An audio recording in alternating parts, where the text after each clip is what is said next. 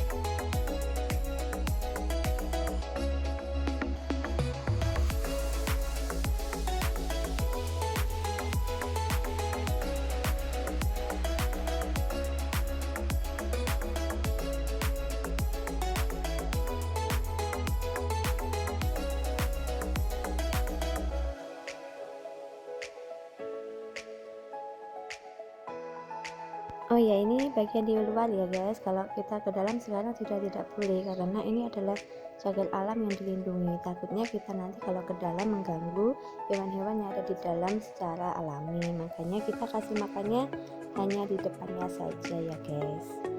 Oh ya, yang belum subscribe jangan lupa subscribe, like, comment, and share.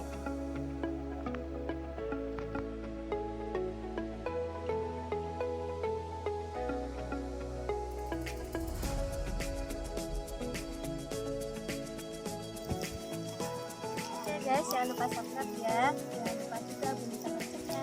Assalamualaikum warahmatullahi wabarakatuh.